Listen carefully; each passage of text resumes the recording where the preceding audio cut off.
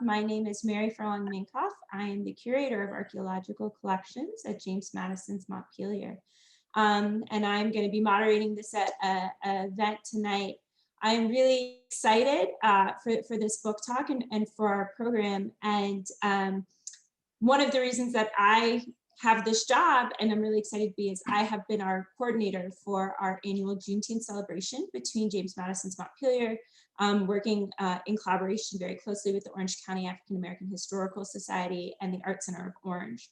So it's been my job kind of on the Montpelier end to help bring folks together. So we're really excited to be celebrating this year all June long, where we have virtual programs every week. We have an amazing website, and then we're going to have some on the ground special tours and some exhibition openings. But I want to turn it over now to Reverend Daryl Crump, who's the president of the Orange County African American Historical Society.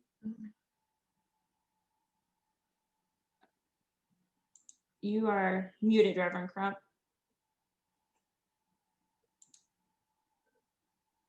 Thank you.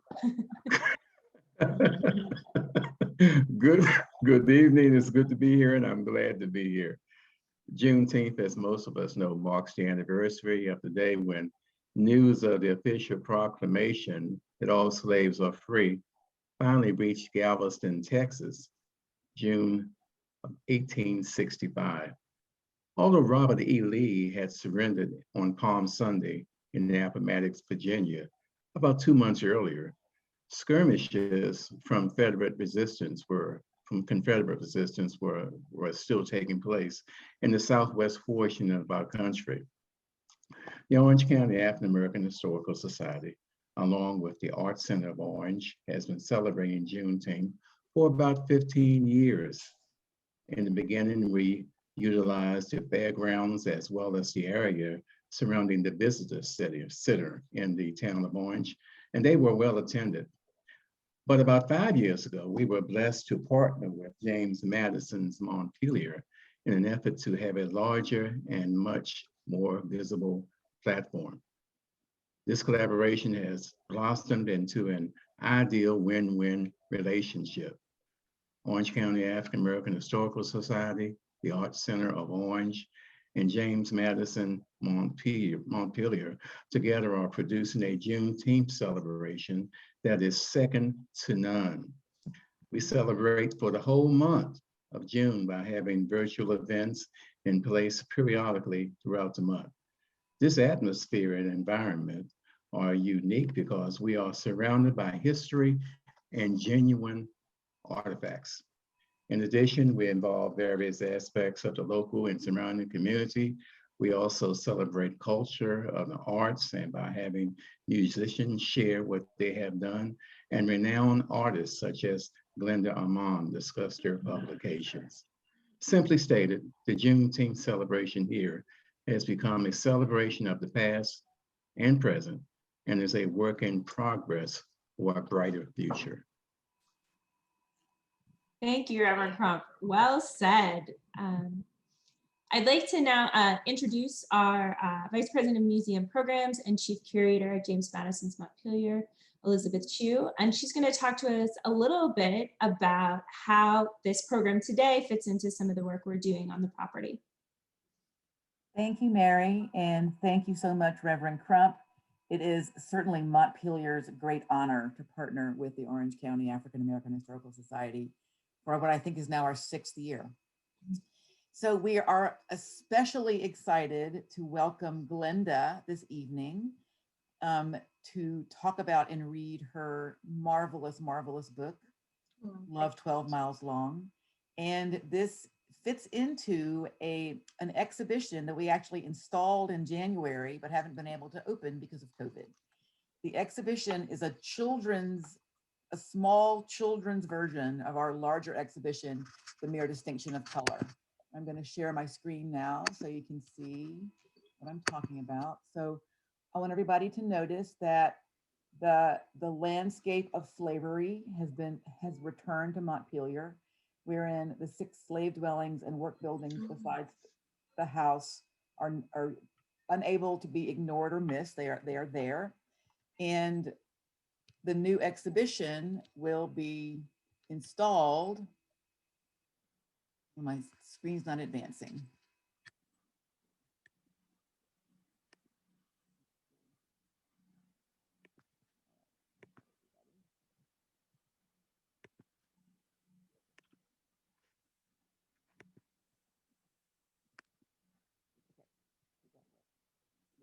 There we go.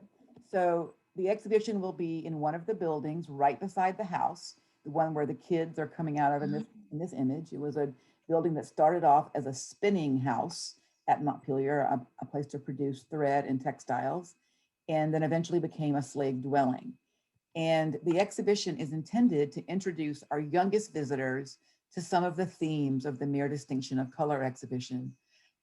Issues with race, color, and the institution of slavery. And so the title of it is Color Through a Child's Eyes. And I absolutely welcome everyone to come and visit. We're going to have it open on Juneteenth, and then we will have it open permanently very soon thereafter. The exhibition attempts to introduce kids to the idea of fairness and unfairness around race and skin color, to the idea of what an historical plantation was. And there are interactive activities for every one of these topics. It introduces kids to a family of siblings, an actual family of enslaved siblings living at Montpelier, whose mother was Dolly Madison's enslaved lady's maid. So they can hear the stories of actual enslaved children.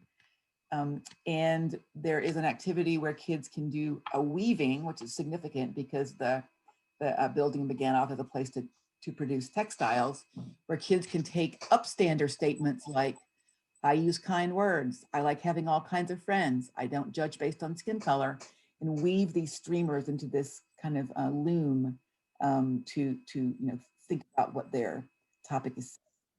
This is just an incredibly quick and brief introduction to the exhibition. I hope you will all be with us either on June 19th or later in the summer when the exhibit is open permanently, and I welcome you to come and see it. And Glenda's, oh, I'm sorry.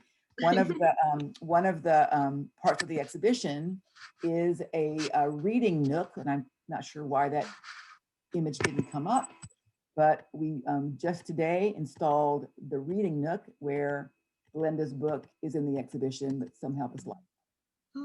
I apologize. Well, I'm going to stop sharing. Very nice. When you come to the exhibit, there are wonderful books to share with children, including Glenda's book. Thank you, Elizabeth. So what we're going to do this evening is we want to spend as much time with Glenda as possible. And we're really excited to share her work, her book that's featured in our exhibition, and bring it to you all. So we're going to begin with her actually reading the book that we have of hers that is featured, which is Love 12 Miles Long. Then we're going to move through and I'm going to ask her some questions, and then we're going to open up to questions from the audience. So we ask that the audience members put the questions in the chat, and then we will be able to go from there. So without further ado, I want to turn it on to Glenda, but just so everyone knows, Glenda Armand is a teacher, a school librarian, as well as an author. She writes historical fiction and picture book biographies for children. And she has experience teaching children pre-K all the way through 8th grade. So she has a vast amount of experience talking about topics, like some of the things that are going to come up in this book, like slavery, with very young children. And I think that's something that a lot of folks have questions about. How do they do that? And how do we have those conversations with kids? And I think some of these books are a good place to start. So Glenda, I'm going to turn it over to you and let you start to read. Okay, thank you so much. I'm so excited to be here. So happy to read my book to you. This book is about Frederick Douglass as a child. Many of you may have heard of Frederick Douglass. So there are a lot of books written about him, but this book is just about one night in his life when he was about 6 years old. It's called Love 12 Miles Long, and you'll find out why. I'll move you guys out of the way here. Yeah. This was a special night. Mama had come to visit, and Frederick's stomach was full of the sweet ginger cake she had brought him. As Frederick sat on his mama's lap, her warmth and the sound of her singing filled the candlelit kitchen. Frederick thought about how happy he had been when he lived with Mama and Grandmama Betsy. Now he lived far away from them in old master's house, where the cook, mean old Aunt Katie, took care of him. When his mama stopped singing, Frederick asked, as he always did, "Mama, why can't I live with you?"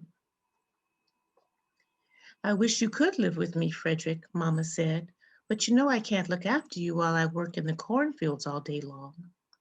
"Can I come visit you?" asked Frederick. "No, child, it's too far away." "How far?" he asked. 12 miles. "But you walked here, Mama." "Oh, it's not far for me," she said. "The way I walk makes the journey shorter." "Tell me how you walk, Mama. Tell me how you make it shorter." Frederick looked at Mama. Her eyes reflected the candlelight as she smiled at her son. "Every mile is special, Frederick. Each mile is for something different." Now came Frederick's favorite part. "What's the first mile for?" he asked. "That's when I do my forgetting," Mama answered. "What do you forget?" "I forget how tired I am. I forget that my back hurts and my hands and feet ache. I forget that I've worked all day and have to be in the fields again at sunup. And when the forgetting is done, I start remembering. That's what the second mile is for." "What do you remember on the second mile?" Frederick asked. "I remember you, Frederick. I remember how you like to chase squirrels. I remember how you can eat. I remember how you like to ask questions."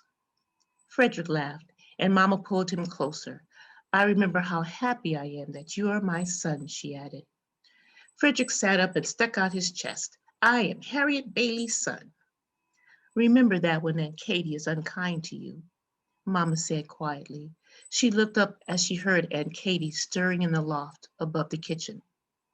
"What else do you remember, Mama?" Frederick asked. "I remember to listen," Mama said. "Is that what the third mile is for?" Frederick asked. "Yes," said Mama, "for listening to the sounds of the night." "What do you hear, Mama?" "I hear crickets chirping and owls hooting and animals rustling in the trees." "Can you understand them?" "Yes, Frederick." Mama spoke just above a whisper. "When I listen to the night sounds, what I hear is, 'Look up, Harriet, look up.'" "Looking up, that's what the fourth mile is for," Frederick said. Mama nodded. "For looking up and seeing the stars." "How many stars, Mama?" "Too many to count. Sometimes I can see them all spread out before me. Sometimes they wink at me one by one through the treetops. I look up at the stars and I wonder." "What do you wonder about?" asked Frederick. "I spend the fifth mile wondering about God. This God who made the stars and the animals and you and me." "Mama?" "Yes, Frederick." "Why did God make us slaves?" "God didn't make us slaves, Frederick. We are all God's children. A better day is coming." "How do you know?" Frederick asked. "Because I pray," she answered. "You spend the 6 mile praying," said Frederick, folding his hands. "I know how to pray, Mama. Uncle Isaac taught me the Lord's Prayer." "Uncle Isaac taught me that prayer too when I was a child. He is a wise old man born in Africa." "Where is Africa?" Frederick asked. "Oh, far away," said Mama. "Too far to walk?" "Yes, even for me," Mama said, chuckling. "It's across the wide ocean." "How wide is the ocean?" asked Frederick. "Too wide to measure." "Are the people in Africa free?" "They are free, but life is hard even in Africa. When you're free, though, you don't mind hard work." "That's what I pray for, Frederick. I pray that one day we will all be free. And all that praying makes me feel like singing." "The seventh mile is for singing," Frederick said. "What do you sing, Mama? Sad songs or happy ones?" "I sing whatever my heart feels," Mama replied. "The singing lightens my soul, whether the songs be happy or sad. And when my soul is light, I'm ready to walk the 8th mile." "What's the 8th mile for?" Frederick asked. "For smiling. I think about happy things. I think about good times." "What good times, Mama?" Oh, like corn shucking time when we go from farm to farm, helping one another with the harvest. We see which team can shuck the fastest and build the biggest mountain of corn. You never saw corn piled so high in your life. How high? Asked Frederick. Too high to measure, Mama said. It's work, but it's also time for sharing our burden and for laughing and joking. Then, after the work is done, there's plenty of eating and dancing. Dancing, said Frederick. Do you dance, Mama? Sure do. The corn shucking dance and the buzzard lope and the pigeon wing. Frederick giggled at the names. Well, let's just see you dance, mister, Mama said. Come on, I'll show you the pigeon wing. They got up and danced in the candlelit kitchen. Mama flapped her long arms and Frederick wiggled his short ones. She lifted him up and spun him around and held him close before putting him down. Frederick knew that they were getting close to the last mile and that Mama would be leaving soon. He did not want to ask about the next mile. If they kept dancing and he never asked, his Mama would never leave. As Mama led him back to the chair, she asked gently, do you know what the 9th mile is for, Frederick? It's for giving thanks. That's right. I thank God for giving me life and for being healthy enough to walk here. I thank God for you, Frederick. You give me hope. Is the 10th mile for hoping? Yes, Frederick. I have great hope for you. I have hope that one day we will live together as a family when we're free. Mama, what will free be like? Asked Frederick, yawning. Now you're talking about the 11th mile. That's the mile for dreaming. I dream about being free. We'll have our own land and we'll work for ourselves. There will be no slaves or masters. No one will own us. Do you dream about me, Mama? Oh, yes. I dream about your future, Frederick. You are very smart. I know that you are not going to be a slave your whole life. You are going to do big and important things one day. But right now, it's time for you to go to bed. I'm not tired, Frederick said. I know, but Mama has to start back. Mama hugged Frederick once more and walked him to where he slept on the pantry floor. Frederick lay down on his thin corn husk mattress. Mama knelt beside him and covered him with a warm blanket. Frederick's eyelids were heavy as he asked, Mama, what is the 12th mile for? The last mile is the easiest one, Frederick, Mama replied, bending down to kiss his cheek. The 12th mile is for love. By the time Mama slipped out into the moonlit night, Frederick was asleep. When he woke up early the next morning, Frederick ran outside and looked down the road he knew Mama had walked. Through his sadness, he could still feel his Mama's presence. He thought about all the things she had said. Mama had told him that there were things he could not count or measure. There were too many stars, the ocean was too wide, and mountains of corn were too high. But there was one thing he could measure. Frederick knew with all his heart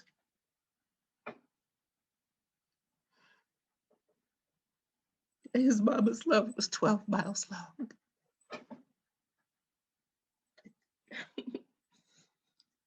Thank you. That's it. Thank you so much. It's such a beautiful book and a beautiful story. And I know I've told you this before, but my daughter loves this story and we read it every single night after bath and before bed. And That's so, she's gotten that's so to the precious. the point now where she's memorized parts of it. Oh, and good.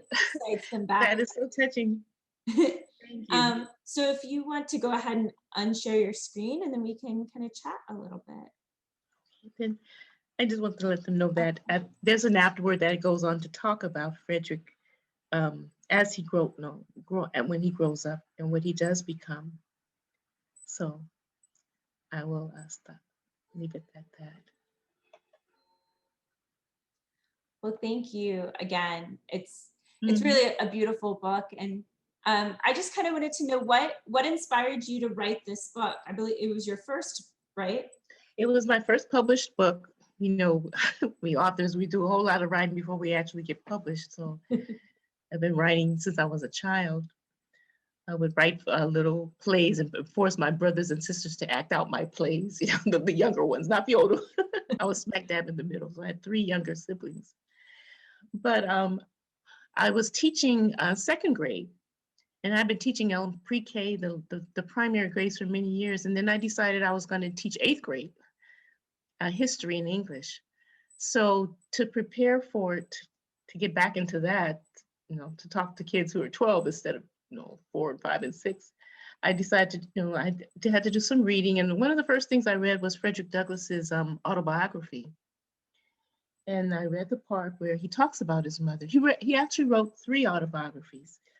The first one, and each one had a different purpose. The very first one he wrote right after he escaped, and it was to talk about the cruelty of slavery. You know, but later on in his life, he could be more sentimental, more, you know, just looking back at it from a different angle. He wasn't trying to convince people to, you know, to end slavery. Slavery was over.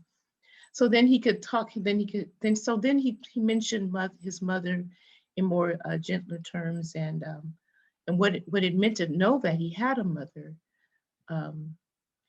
He said, and she only visited maybe 5 times, I'm thinking, because she died young. And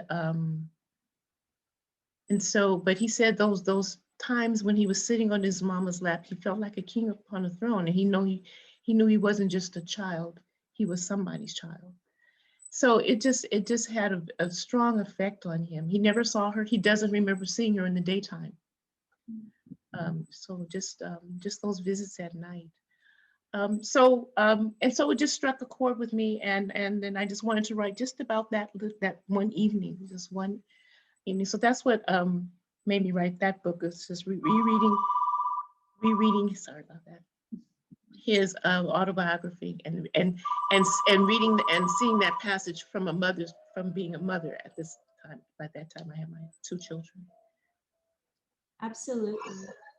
I think one of the things that's also really striking about the book is the illustrations. And I know you didn't do the illustrations, but could you talk to us a little bit about how does your vision in your head and your beautiful words, how do they come into beautiful pictures, and how that kind of dynamic works? Well, that I don't know if I should share the screen again. Can I share? Yeah, absolutely.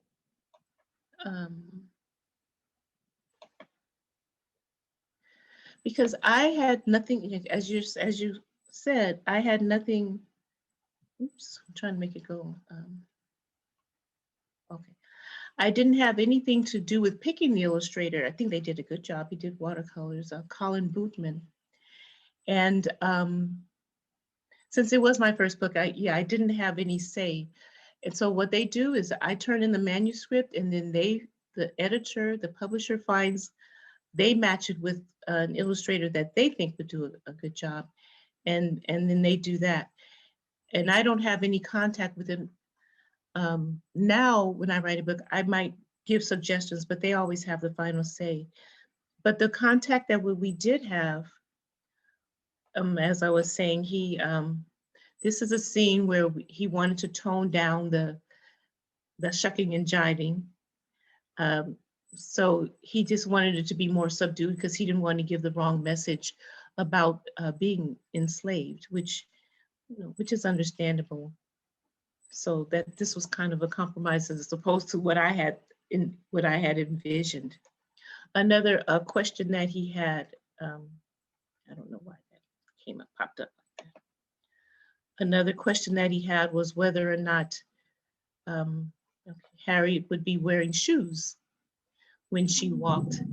And I said, oh yes, she'd definitely be wearing shoes. And remember, and some people ask, well, why would she have permission to leave? She was this was one plantation. A plantation is made up of many farms. So there might be the corn, one where they raise tobacco, one where they raise corn. So she was just walking on the same plantation owned by the same master from one farm to the other. And so she would not have gotten in trouble for doing something like that, as long as she was back at sunup. I think that's really amazing to kind of realize the scale and the size of how big these plantations were. Yeah. Yes, And right. When we say plantation, we mean many farms, many connected farms owned by the same person. Mhm. what one of the things that I think is really interesting is that you have primarily written biographies for young children. So why biographies? What's drawn you to that genre? You know, I'm just so interested in their stories, and I guess several of the books are not about slaves, although like I wrote a book about Ira Aldrich, who was a Shakespearean actor. He was born during slavery time in Europe, but he was free. And I'm just so drawn to, was when I was a child, when we just said, well, Black people were slaves, and that was like the end of the story. And you didn't learn anything else. You didn't learn about them as individuals. But as I grew older and just learned more, they were just some remarkable people who were enslaved. And you know, and I just want to give them honor and credit for their creativity, for their bravery, their talents, their strength. And of course, I have my own connection when I found, you know, I I know that I know the names of several ancestors who were slaves, and especially I was telling you, my great great grandfather Victor Jones Sr. Was born a slave, and my mom remembered him and would tell us about him.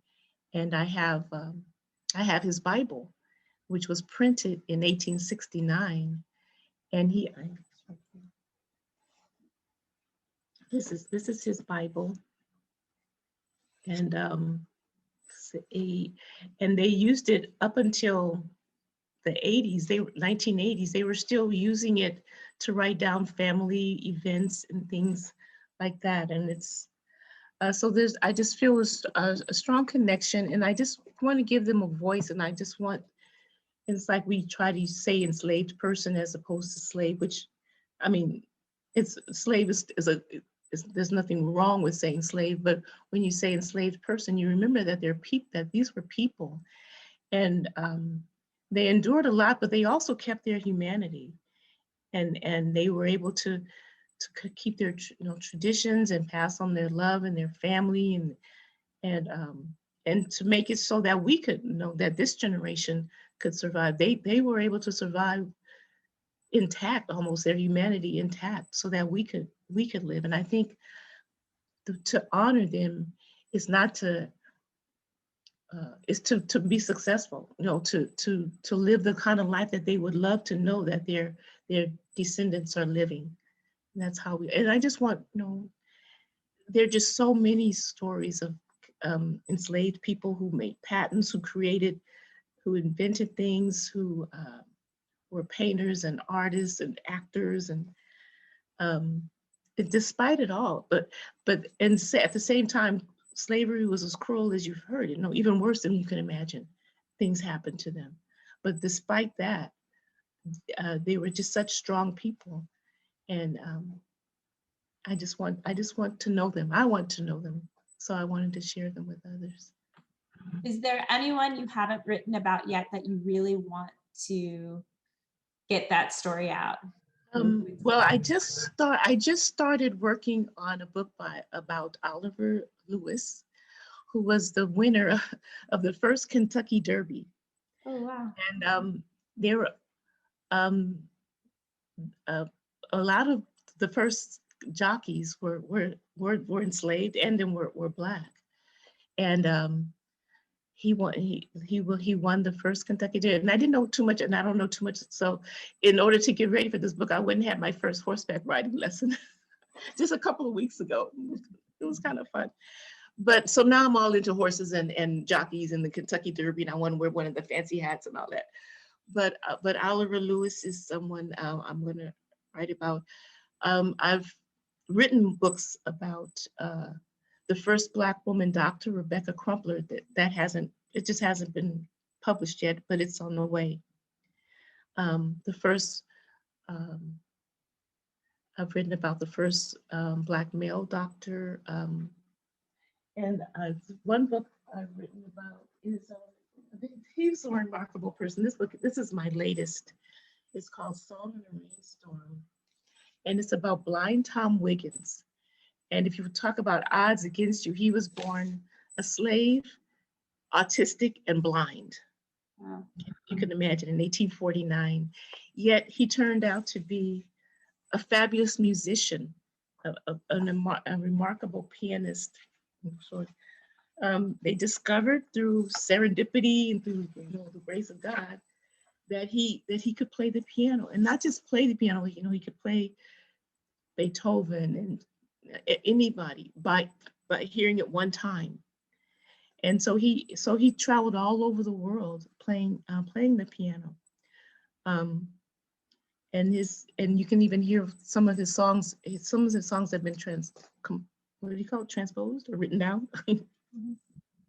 And you can listen to some of the songs. He composed his first song when he was 6 years old. He was just an amazing person, and a lot of them have just been lost to history. And we learned about Rosa Parks and we learned about Martin Luther King, which is good, but there's so many others in any walk of life that we could learn about, and just admire their tenacity and their will, their humanity. So yeah, I'm always discovering people. I'll never have time to write about everyone I would like to write about. I'll just run out of time. So one question I'd also like to ask you is that we often get asked, Montpelier is a plantation, it is a museum, it is a presidential house. So it is a place that a lot of families come. As you can see, we just started installing a brand new children's exhibition, but it's also a place a lot of teachers come with classes. And a lot of parents, a lot of teachers are unsure how to talk to their children or their students about hard topics like slavery and like racism, discrimination. And you have such an amazing experience, not only as an author who talks about these things in your work, but also as a teacher. So what sort of advice would you give for parents or fellow teachers in having those hard conversations? First of all, you don't want kids to feel burdened or to feel bad about themselves, whatever color they are, whether they're Black or white or any race. You don't want them to take on the guilt of people who lived of things they didn't do. And you don't want children to feel bad about the suffering. Well, you don't want them to feel bad about themselves anyway. Slavery, is as old as mankind.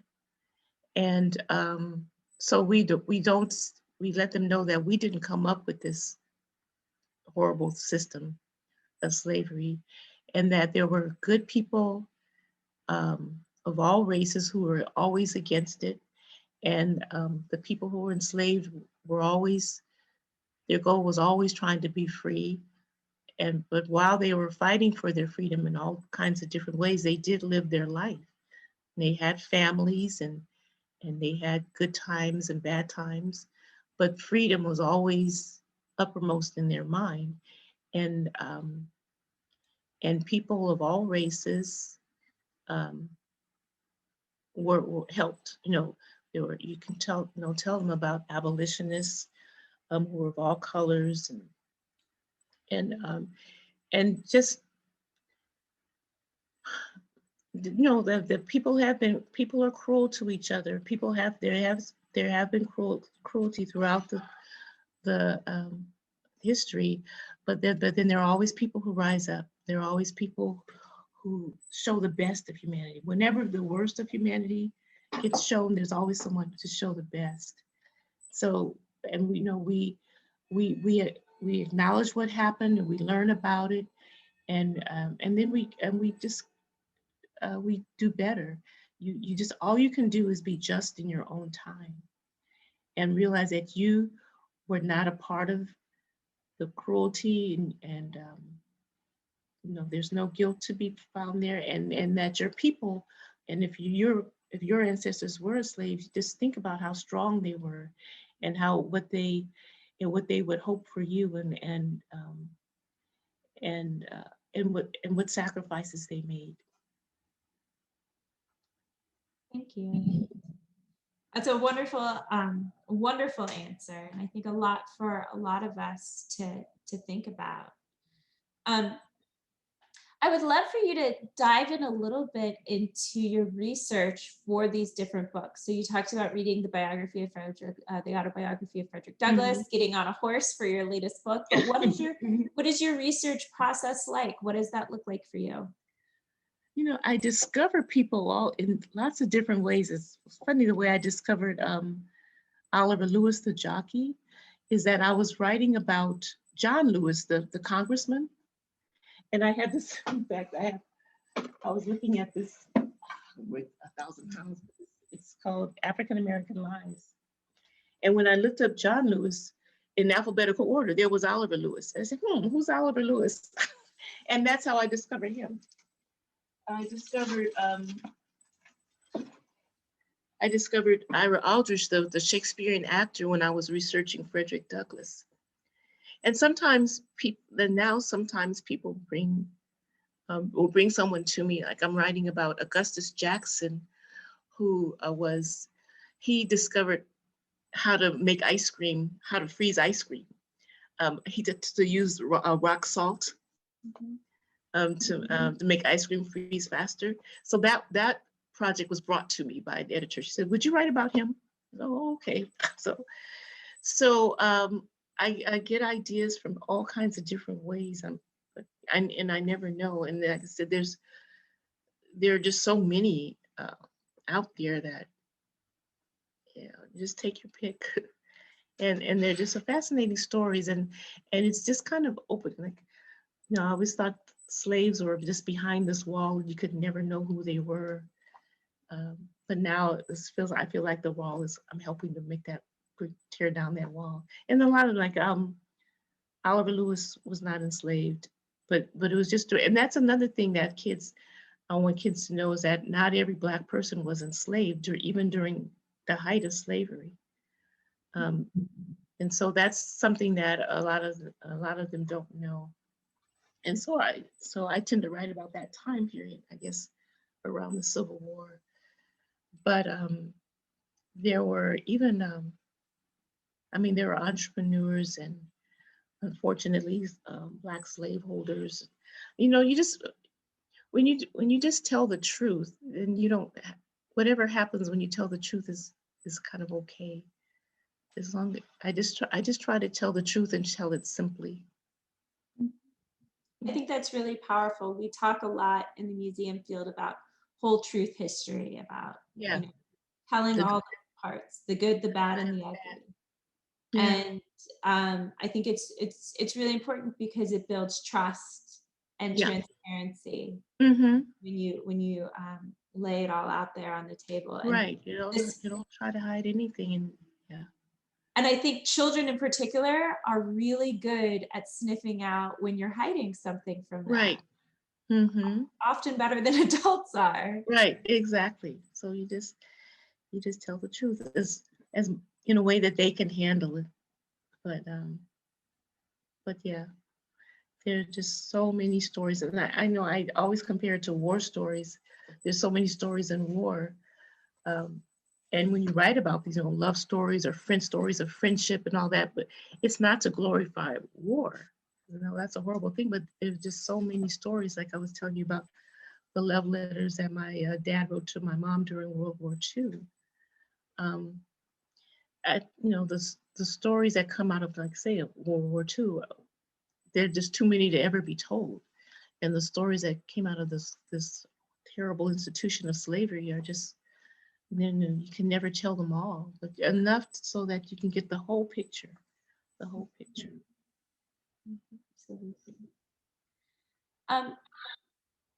So I wanted to take this opportunity to open up the chat to questions. So if anyone in the audience has a question, you can feel free to add it to the chat, and we can ask Glenda about it. So we do have a comment in the chat from one of our audience members that said they enjoyed touring Frederick Douglass's home with you when you were Oh, working on your book. really? Linda Monk. Oh my God, Linda Monk. I have her book, the truth, the book about the Constitution.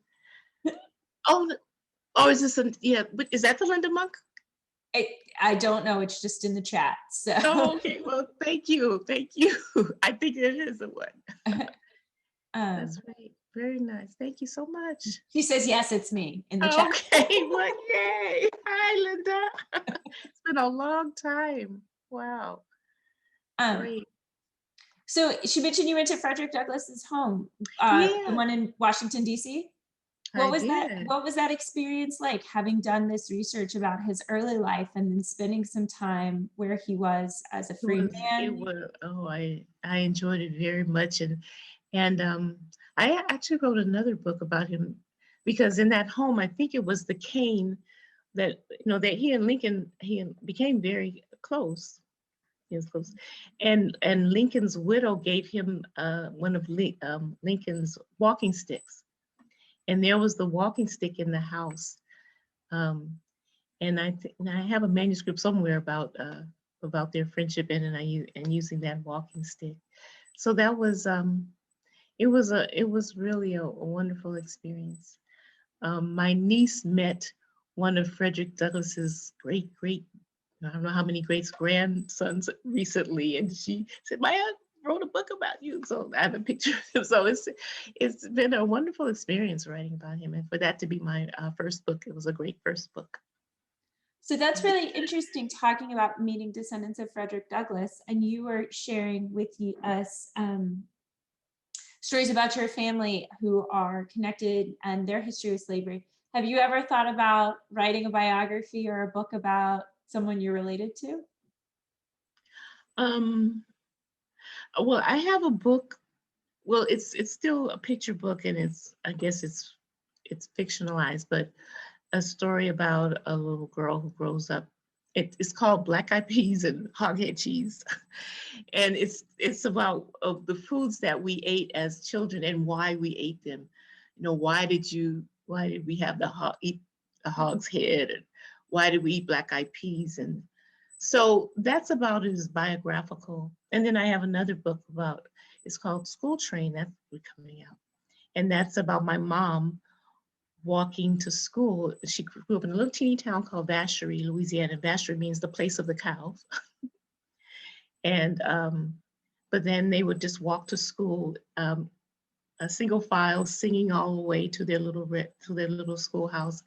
So I wrote a story about that, and I connected to the Great Migration, which we're a part of. My family moved to California from Louisiana when I was a baby.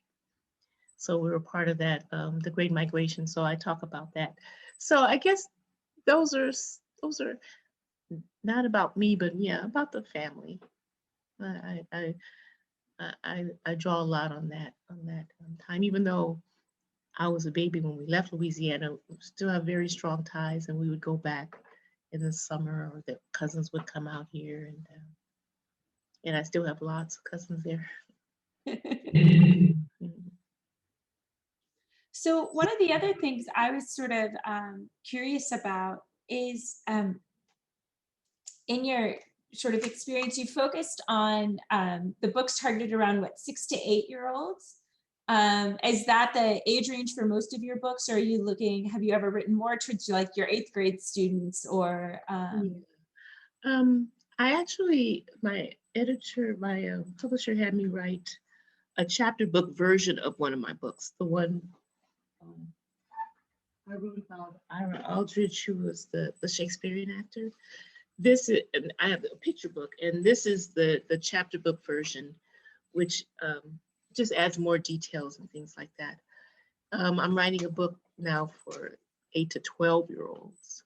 It's about civil rights leaders, and that's a book that I was also asked to write. So, but I think my wheelhouse is like third grade.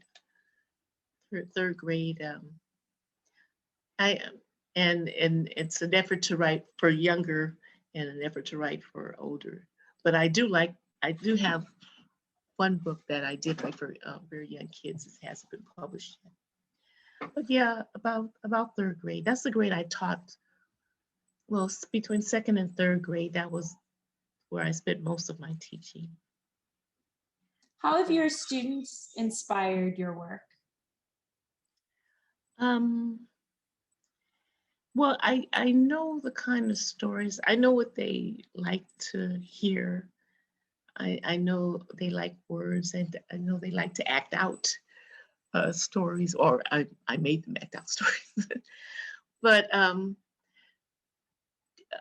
they, I tell them stories about the people we read about and the kinds of things they're interested in. And um,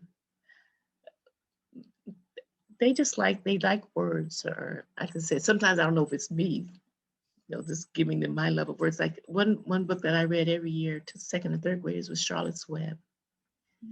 And, it would take 3 weeks.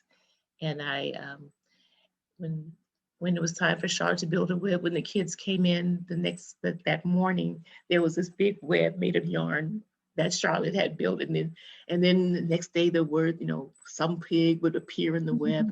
So we just kind of get involved. We would be part of the story. And then of course, when Charlotte died, you can imagine I cried. And I remember once one kid says, "Miss Armand, didn't you know she was going to die?" Because, like I told him, I read this book every year. I've read it 20 times. And he's like, "Didn't you know?" Yeah, I know. It still gets to me. But yeah, I just like reading to them, and I know what kinds of things they like to hear. So we have a couple of questions from the audience, and Jane asks, in your bio on your website, there's a story that you posted about a game you played with your sister in reading the Declaration of Independence, and she says that game that story is inspiring, and she wants to know how old were you when that happened, and whatever gave you the idea. So could you maybe share that story with them? We were such nerdy kids, but that sister is the one who's a writer also, and she was a teacher. I'm 3 years older than she is, so I guess let's say I was 11 and she was 8. But even before that, my family had this huge book. It's called the Random House Dictionary of the English Language. And we were just readers. We just read all the time. And in the back of the book, they had all the family documents and tables and charts and measurements and all kinds of things in there. And we found the Declaration of Independence. And so our game was to see how far we could read it without stumbling over a word. And that's, so we would read, in the course of human events, blah, blah, blah. And then of course, we get to inalienable. So I still to this day, I can't remember if it's un or in, but inalienable rights. And we could never get past that word. But that was the game. So yeah, we played, I pretended to be a librarian, and I made them check out books from the library, and we would speed read like Betsy and Tacy and Beezus and Ramona. We would have to finish the book in one day so we could go back to the library and get another book. And my older sister was so upset because when it was time for her to get a library card, she couldn't write her name small enough to fit on the line. And you can imagine what librarian would do this, but the librarian said, "Well, come back when you could write your name smaller." Oh my goodness. So she had to practice writing smaller so she could get a library card. But my parents were, we got, like I said, my parents, neither one of them graduated from high school. They didn't. 8th grade, we say they went to the 8th grade, but even that was like a school in someone's kitchen. Mm-hmm. But I have 7, there's 7 of us. I have 6 siblings, and we all graduated from college. Wow. And for my parents, that was the thing. That's your ticket. And so they just made sure that we all graduated. So with them, reading was just a big thing in my family. And even though they didn't graduate. They were both big readers. And like I said, my dad was a writer. Who knew? He stopped once he got married. We have another question from the audience. Matt asks, have any of the descendants of any of the individuals you've chronicled in your books contacted you about what you wrote about their ancestors? No, let's see. No. And probably the only one who would, as I said, my niece met a descendant of Frederick Douglass, but the other ones, no, Ira Aldridge, interesting. If he does have descendants, they might be in Australia or in England. And let's see, who else? I don't know. I can't think of anyone else. Well, one thing I also want to be sure to do is not only invite you to Montpelier, because of course you're invited, but we also, in your research for Oliver Lewis, we have a thoroughbred retirement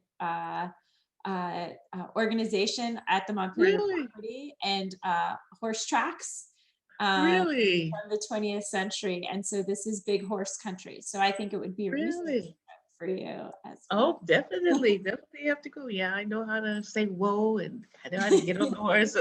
And getting off was kind of tricky, but but yeah, I definitely will come. Yeah, wonderful. So I wanted to now, those are sort of, are there any other questions from the audience? Just sort of anybody wanted to add one real quick before we start to wrap up? Elizabeth or Reverend Crump, is there anything you would like to share before we close? Just to say thank you to Glenda for such a beautiful presentation and beautiful words. Thank you. Well, thank you so much to you, Glenda. Thank you, Reverend Crump. Thank you, Elizabeth. Thank you all who have joined us. Please continue to join us for our virtual Juneteenth programs. And if you enjoyed this one, we'll be posting it online later this week, so more folks can watch it and experience it, and tell your friends. Thank you so much. Thank you. I enjoyed it. Thank you. Thank you.